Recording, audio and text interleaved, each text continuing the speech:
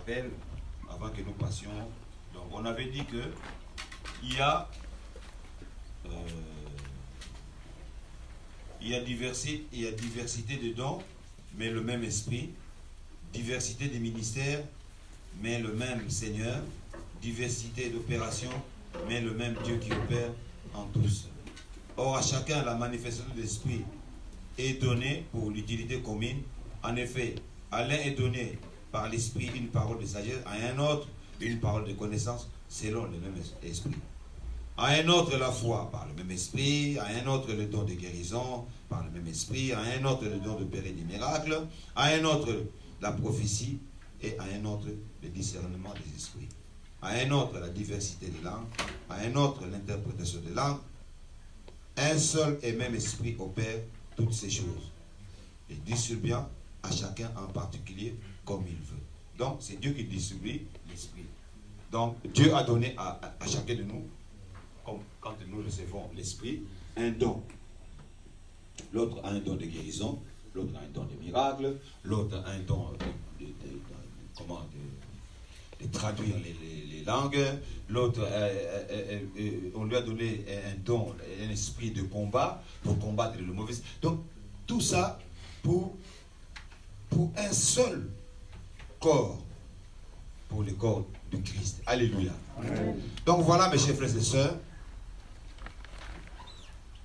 Dieu, quand il donne un don à quelqu'un, c'est pour que ça puisse servir à quelque chose. C'est-à-dire, Dieu ne donne pas comme ça au hasard un don. Non, un don, quand on l'a, c'est pour que ça serve à quelque chose. C'est comme j'ai dit à ma soeur, comment elle s'appelle? Hein? Julie. C'est ça?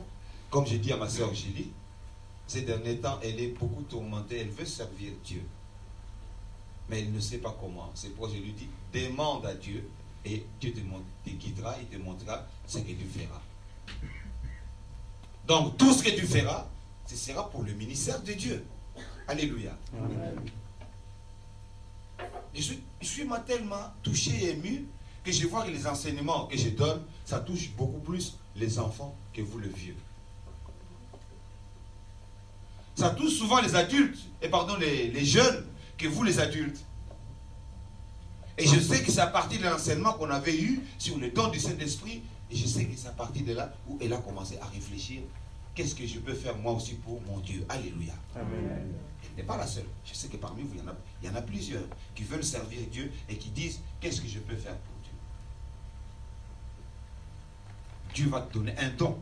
Et ces dons-là que Dieu va te donner, c'est pour servir dans la communauté. C'est pas pour toi. C'est pas un don personnel, mais c'est un don communautaire. Tout ce qu'on vous donne comme don, c'est pour que ça puisse servir pour toute la communauté. Alléluia. Amen.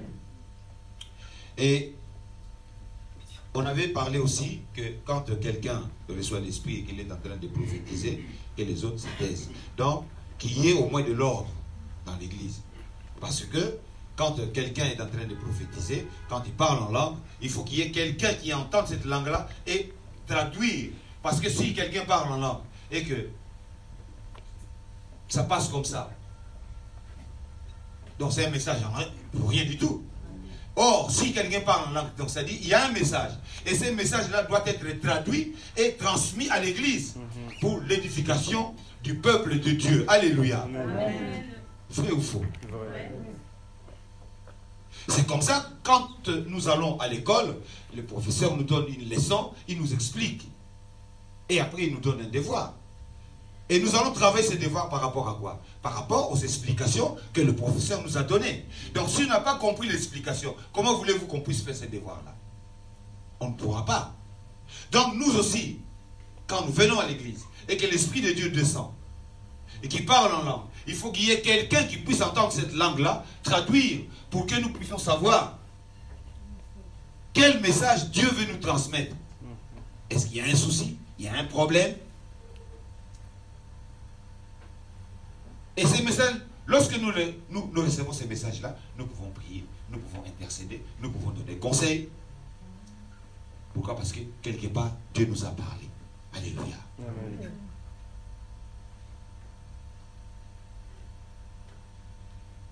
Mes chers frères et sœurs, n'ayez pas peur de l'Esprit de Dieu. Parce que je sais que beaucoup ont peur. Ils disent, ah, les jours ça va m'arriver. Je vais être comment? Qu'est-ce que je vais faire? Mais ce n'est pas vous. C'est Dieu qui te guidera. C'est Dieu qui va.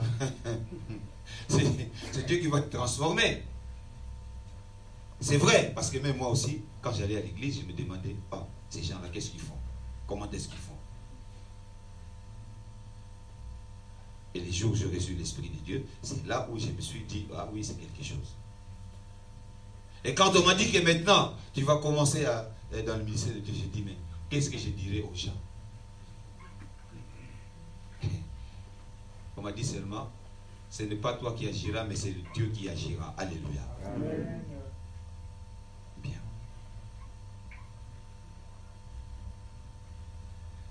Donc aujourd'hui, mes chers frères et sœurs, nous allons toujours continuer dans 1 Corinthiens 12.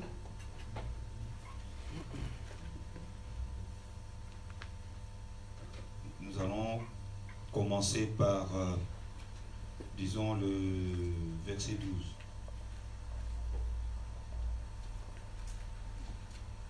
Prions. Seigneur Dieu Tout-Puissant, voici le moment est arrivé où nous voulons écouter ta parole. C'est vrai, j'ai fait une introduction, mais aujourd'hui nous voulons continuer pour que les gens puissent avoir une idée comment marcher selon l'Esprit. Jésus, je suis qu'un homme, que ta parole qui sortira de ma bouche, l'explication ne vienne que de toi. Dispose aussi une place dans le cœur de nos frères pour qu'eux aussi puissent garder cette parole et l'enseigner aux générations futures. Que te soit rendu Jésus en ces moments parce que tu es Dieu et Seigneur. Aujourd'hui et demain et dans le siècle des siècles, le seul nom que nous glorifierons sera toujours ton nom. Et en tout et pour tout, nous disons merci Seigneur. Amen. Amen. Amen. Amen. Amen. Amen. Et puis, mes chers frères et sœurs, nous allons lire ceci dans 1 Corinthiens 12, 12. Car comme le corps est un et a plusieurs membres, et comme tous les membres du corps, malgré leurs membres, ne forment qu'un seul corps, ainsi en est-il de Christ. Vous voyez, le corps est formé de plusieurs membres. Il y a la tête, il y a les oreilles, il y a les yeux, il y a le nez, il y a les bras, il y a le pied. Donc tout ça, ça sert à quelque chose. Donc, chaque membre de notre corps sert à quelque chose. Chaque membre a une fonction. Le nez n'a pas la même fonction avec les yeux, ni les oreilles. Mais ils sont tous dans quoi? Dans le même corps.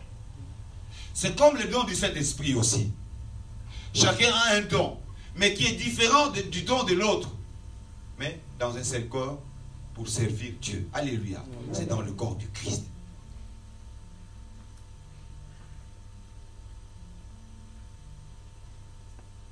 Donc, il y a moi, il y a ma soeur, il y a maman Henriette, il y a frère Kevin, il y a ma soeur Tété, il y a Karl, il y a... Donc, tout le monde. Mais à chacun, Dieu a donné un don. À ces jeunes-là, lui, on lui a donné le don de faire la guitare basse. L'autre, là, elle chante. Et là, le synthé, l'autre guitare, l'autre batterie, machin, tout et tout et tout. Mais tout ça, ça fait que pour le bien de la communauté. Donc aujourd'hui, par exemple, si aujourd'hui, on arrive à l'église, on commence à chanter.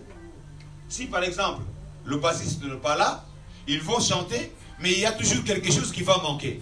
C'est-à-dire la guitare basse. Alléluia. Amen. Cette guitare basse-là, c'est pour le bien de notre communauté. Donc, s'il n'est pas là, ça donne déjà un trou.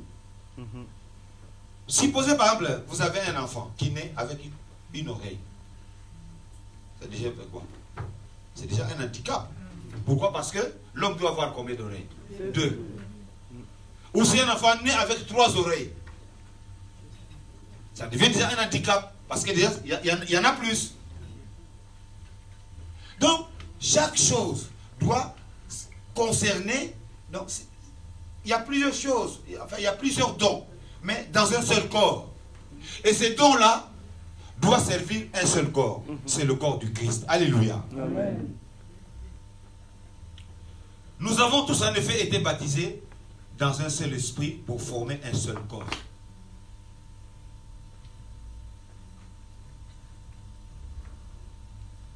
Soit juif, soit grec, soit esclave, soit libre, et nous avons été abreuvés d'un seul esprit. Et ainsi, le corps n'est pas un seul membre, mais il est formé de plusieurs membres. C'est comme l'église, hein? L'église n'est pas un seul membre, mais il est formé de plusieurs membres. Si le pied disait parce que je ne suis pas une main, je ne suis pas du corps, ne serait-il pas du corps pour cela? Et si l'oreille disait parce que je ne suis pas un œil, je ne suis pas du corps, ne serait-elle pas du corps pour cela? Si tout le corps était œil, où serait l'ouïe? S'il était tout ouïe, où serait l'odorat? Maintenant, Dieu a placé chacun des membres dans le corps comme il a voulu. Dieu a placé l'oreille. Admettons, nous venons à l'église.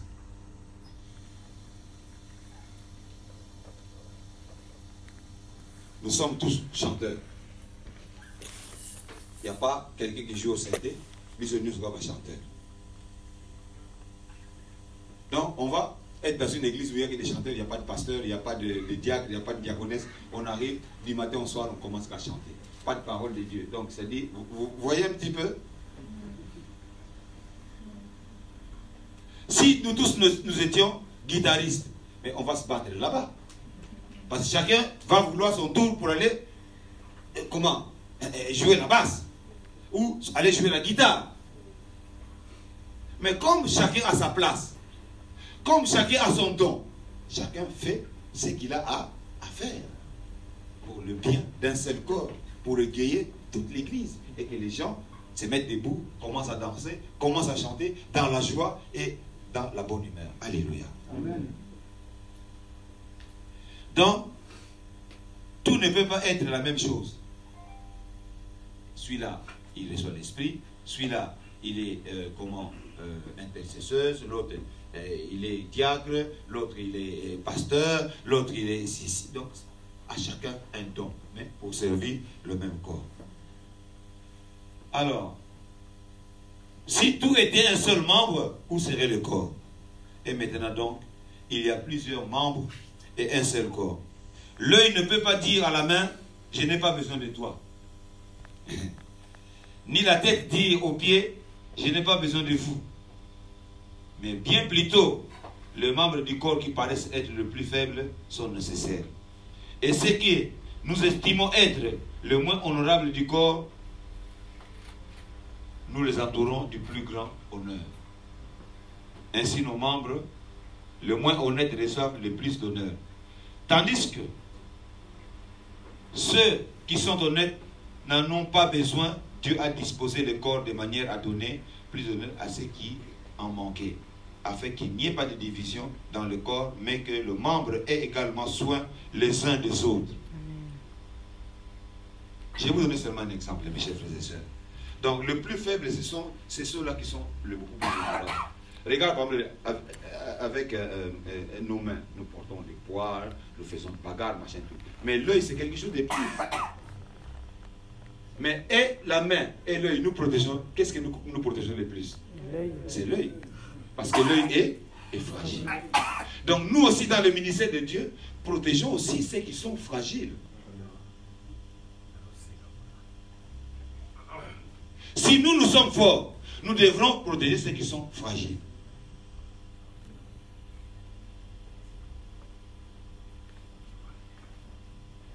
Parce que croyez-moi, mes chers frères et sœurs, pour servir Dieu, c'est pas facile. Hein? C'est pas facile. Donc nous devons être toujours là à supporter ceux qui sont fragiles. C'est ce que la Bible nous enseigne. Donc, tandis que ceux qui sont honnêtes n'en ont pas besoin. Mais Dieu a disposé le corps de manière à donner plus d'honneur à ceux qui en manquaient, afin qu'il n'y ait pas de division dans le corps, mais que les membres aient également soin les uns des autres. Et si un membre souffre, tous les membres souffrent avec lui. Si un membre est honoré, tous les membres se réjouissent avec lui. Alléluia. Amen. Donc, je vais vous donner seulement un exemple. Nous, une fois au Congo, maman était malade. Elle souffrait des dents.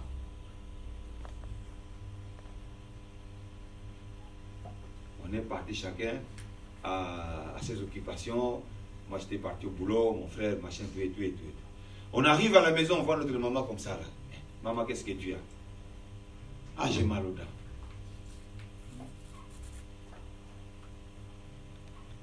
Mais comme notre maman avait mal aux dents, est-ce que nous, on était contents? On a commencé à souffrir avec lui. Et ce jour-là, je crois qu'on n'a pas mangé. Parce qu'on voyait notre maman en train de pleurer. Ah.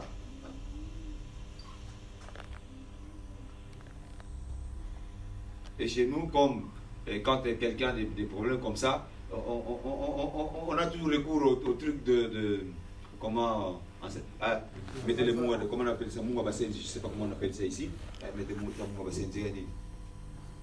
et notre maman était là. Et nous, on est tous venus entourer notre maman parce qu'on voulait savoir comment elle allait. Alléluia. Amen. Donc nous aussi, à l'église, dans notre communauté, quand il y a un membre qui souffre, ce n'est pas lui qui souffre, c'est tout le corps, c'est toute l'église qui souffre. Alléluia. Amen. Quand un membre a un problème, c'est-à-dire c'est pas ces membres-là qui a c'est pas lui tout seul, mais c'est toute l'église. Alléluia. Amen. C'est pour cela, mes chers frères et sœurs, souvent, quand une sœur, un frère a un problème, il faut que nous l'assistions. Il faut que nous soyons là pour l'assister. Parce que cette personne est dans un moment de faiblesse, est dans un moment de tourmente, est dans un moment de tristesse. Cette personne-là a besoin de nous. Alléluia. Amen. Et c'est comme ça que ça marche l'église. Et c'est comme ça que ça marche dans le travail spirituel.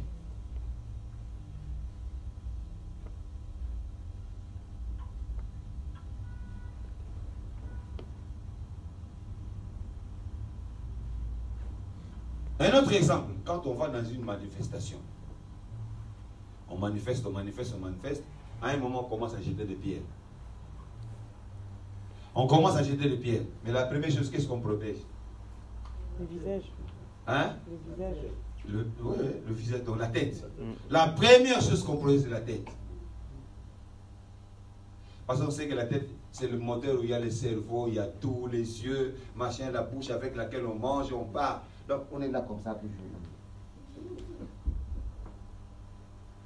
Alléluia. Amen.